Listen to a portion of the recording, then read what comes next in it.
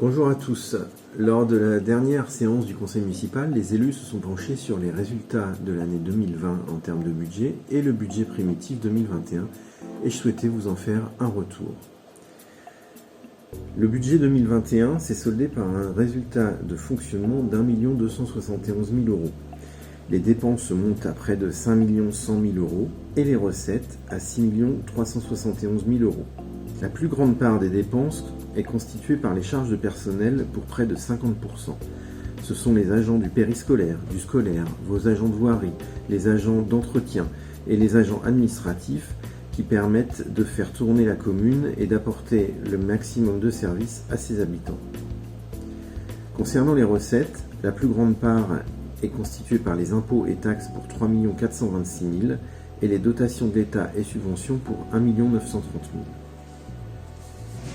La commune a, encore une fois en 2020, investi de façon ambitieuse avec des investissements fortement subventionnés. Les travaux de voirie pour 961 000 €, des enfouissements de réseau pour 80 000 €, la fin des travaux du gymnase et du groupe scolaire pour 800 000 €.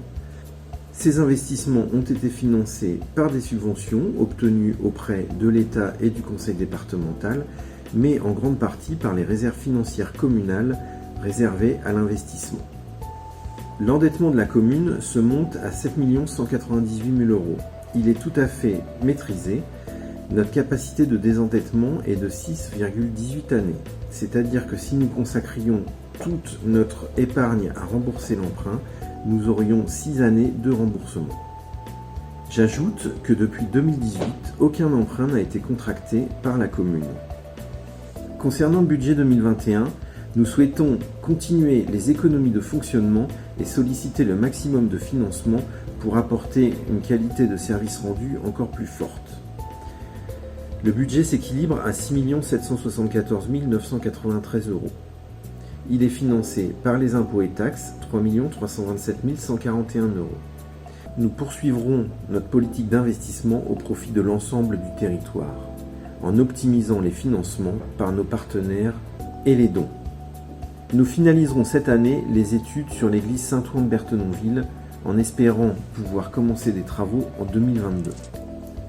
Nous commencerons l'élaboration du plan local d'urbanisme à l'échelle de l'ensemble du territoire. Le coût estimé est de 200 000 € avec des subventions. Ces travaux dureront environ 2 ans. Nous engageons cette année de gros travaux de voirie. 342 000 € hors taxes avec 66 500 € de subventions pour l'ensemble de nos communes. L'église Notre-Dame de Tourny verra sa première tranche de travaux en 2021. Ces travaux feront l'objet d'un financement bouclé quasiment à 100% par des financements du département, de l'État et les dons par la Fondation du patrimoine. Nous travaillons également à l'amélioration de la sécurité incendie. Nous investirons 61 000 € subventionnés à hauteur de 50% pour remettre à niveau les bouches d'incendie et en créer de nouvelles. 90 000 € seront consacrés à l'aménagement et à la réparation de nos voiries. Les études du groupe scolaire d'Éco pour une réalisation en 2023 et 2024 continuent en lien avec le devenir des crayons de couleur.